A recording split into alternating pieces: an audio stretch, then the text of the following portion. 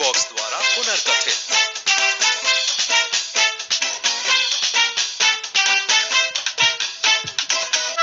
एक जंगल में चांदराव नाम का एक सियार रहता था।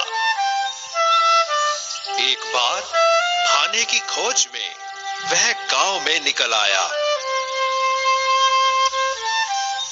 गली के कुत्तों ने जब उसे देखा तो उसे घेर कर भौंकने लगे और उस पर हमला करने लगे।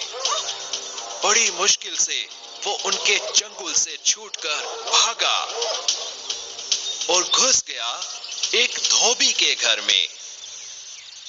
धोबी के यहाँ पानी का एक हौज था जिसमें नील घुला हुआ था। चांदराव उसी हौज में कूद पड़ा। जब वो बाहर निकला तो उसका नीला रंग देखकर गांव के कुत्ते उसे पहचान नहीं पाए।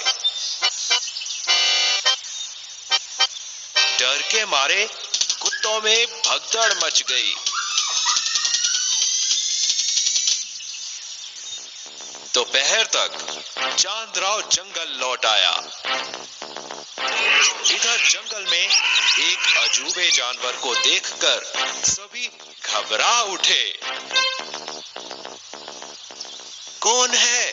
आखिर कौन है ये? ऐसी डरी सहमी आवाजें जब चारों तरफ से उसके कानों में पड़ने लगी तो चालाक सियार को एक तरकीब सूझी। जंगल के बीचों बीच खड़े होकर उसने ऐलान किया, मेरे भाई बंधुओं, बिल्कुल डरो मत। ब्रह्मा जी यानी संसार के रचयिता ने मुझे अपने हाथों से रचकर तुम सबके बीच यह कहकर भेजा है कि इस जंगल में कोई ठीक राजा नहीं है। तुम जाओ और यहाँ के सभी जानवरों की रक्षा करो। इसीलिए मैं यहाँ आया हूँ। दोस्तों, अब मैं तुम सबका पालक हूँ। मेरे राज्य में सुख चैन से रहो। ब्रह्मा जी ने मुझे स्वर्ग, धरती और पाताल तीनों लोकों का राजा चुना है। नीले सियार की बातें सबने सच मान ली। वे सभी उसके सामने हाथ बांधकर खड़े हो गए। महाराज, आपकी बातें सिर आंखों पर, कृपया हमें आदेश दीजिए। सियार ने सभी को जिम्मेदारियां सौंप दी। ज्यादातर जानवरों को उसने अपनी ही सेवा में लगा लिया। चालाक चांदराव ने इस डर से सभी सियारों को देश निकाला दे दिया कि कहीं वे उसे पहचान ना लें।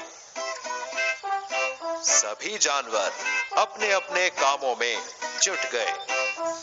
शेर और बाघ रोज अपने नए राजा के लिए ताजा शिकार लाने लगे। चांदराव के लिए कुछ दिन बड़े मजे से कटे।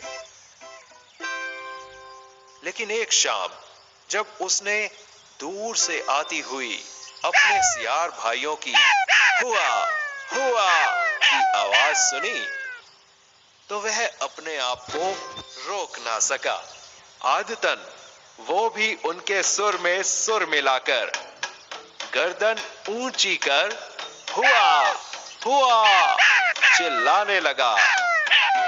अचानक सियार की सच्चाई सुनकर पहले तो जंगल के जानवर सन्न रह गए, लेकिन बहुत जल्दी ही सारी बात उनकी समझ में आ गई। इधर अपनी बेवकूफी को समझ नीला सियार सिर पर पैर रखकर भागा।